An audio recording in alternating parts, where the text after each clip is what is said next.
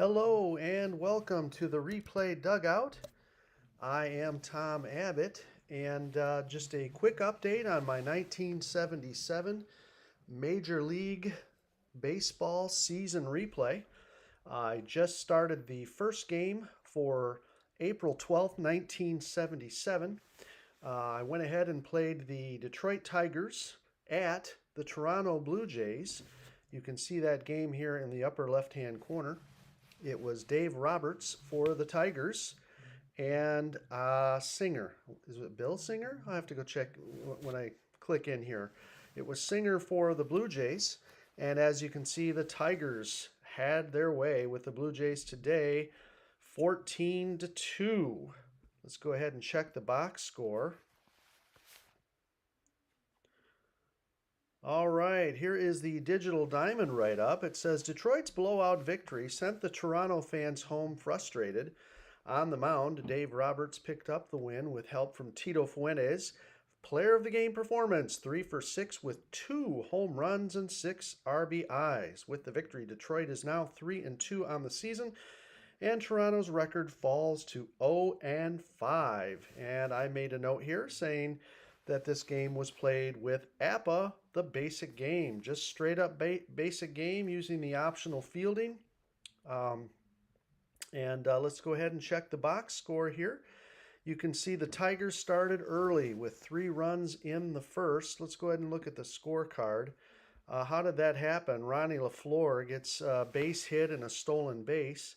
And then right away, Tito Fuentes puts one over the center field wall to put the Tigers up 2-0. Ben Ogilvie gets on an error and eventually rounds up and scores on a base hit by Steve Kemp. Tigers 3, Blue Jays nothing. Tigers put another run on the board in the second, and the Blue Jays came back in the second inning with a big home run from Jim Scott. I think that was over the right field wall. And that was a 2-run shot, and that put Toronto back in the game, 4-2. Detroit came back and scored in the top of the third, making it 5-2. And then, of course, ran away with it 2 more in the sixth, 5 runs, 7th inning, and 2 in the 8th. Fuentes had another 2-run home run in the 6th inning and a 2-run base hit in the 7th. Tigers put up 16 hits, and the Blue Jays commit 3 errors. Let's see how many walks. And 5 walks. So, 16 hits, 3 errors, and 5 walks. Pretty tough to win a game like that. Let's go ahead and you can see that LaFleur also had himself a day, 4 for 6. There's Fuentes at 3 for 6. Let's see. Jason Thompson had 2 hits. And Mark Wagner, the shortstop, had a 2 for 5 day as well. Let's see, home runs by Ron LaFleur. Yep, he had one as well. And Tito Fuente. Let's see, a stolen base by Ron LaFleur. Detroit left 10 runners on base. For Toronto, the best player was Bob Baylor, the shortstop. He was 2 for 5. And that was really about it. Let's see, of course, Scott had that big home run in the second. And there we go. Let's see. Dave Roberts went 9 innings and struck out 5, allowed a home run, 2 earned runs. Very solid performance. In APBA, he's a D pitcher. So that's pretty nice for the Tigers when you get a D pitcher to give you that kind of performance. He had a game score of 67. Bill Singer came in and he could only pitch 3 innings, and he allowed 5 runs, 4 of them earned, including a home run. So the player of the game is Tito Fuentes. That was played in Exhibition Stadium in Toronto. And we played as played lineups. Let's take a quick look at the rest of the day, April 12th. We've got some good pitching. I don't know if it's good pitching matchups, but some good pitchers pitching today. We have J.R. Richard will be pitching today. Let's see. Ken Brett pitching today. That's the brother of George Brett. Let's see. You have Jim Palmer pitching today. Who else? Rick Roden and Tom Seaver. Tom Terrific pitching today. as well as Randy Jones for the San Diego Padres. So let's take a quick look at how the season's going. We'll look at the season overview here in Digital Diamond. In the American League East, you can see Cleveland is 3-0 and half game up on the New York Yankees. The Detroit Tigers are 3-2 and they are a game back. Let's go ahead and take a look at the American League West. You have the Chicago White Sox 3-0. And they are tied with the California Angels. Yes, this is 1977. This is the California Angels. And then Texas is a half game back, and the Royals a game and a half back. The A's a game and a half back. All right, let's go ahead and look at the National League East. The New York Mets are 3-0, and they are tied with the Pittsburgh Pirates, who are also 3-0. Philadelphia 2-1, and let's see, they are a game back.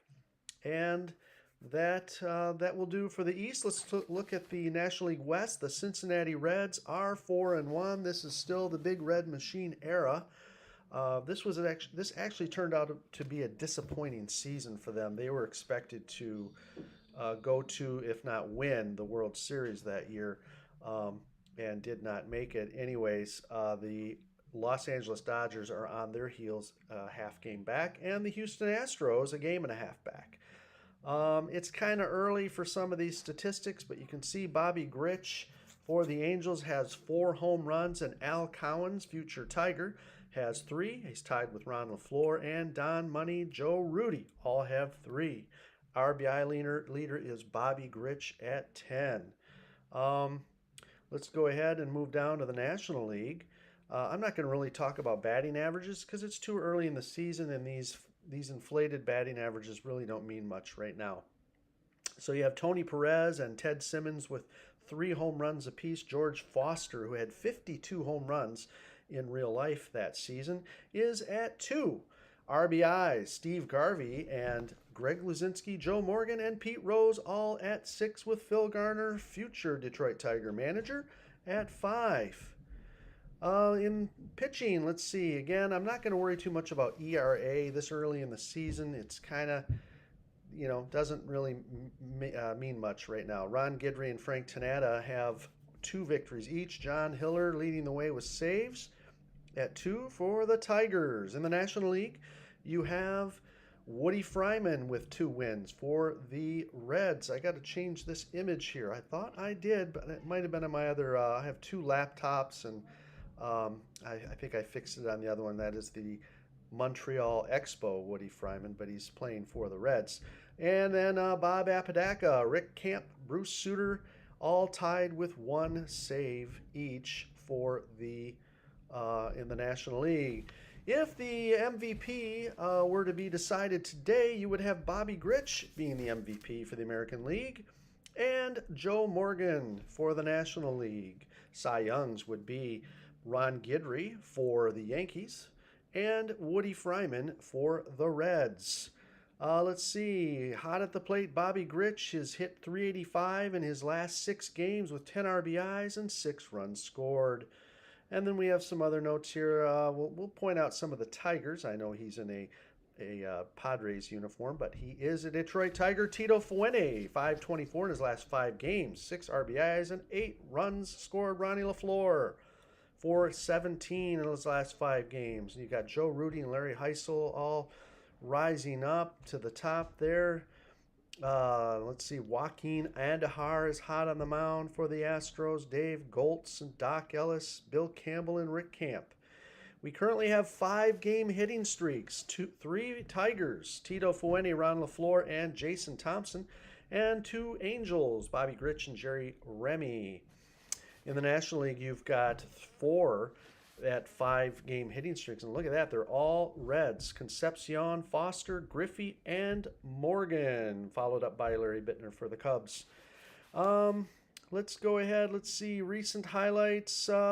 Tito Fuente drives in 6 runs for the Tigers on April 12th.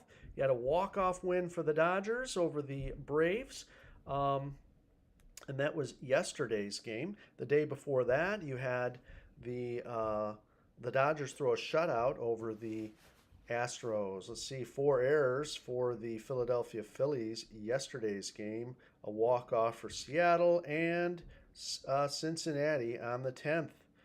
All right, that's going to do it for the update. If you stuck around this long, thanks so much. And please give me a thumbs up and a like, or that is a like, isn't it? And subscribe and all that good stuff. Leave a comment. Yeah, you guys have a great 4th of July weekend, and God bless.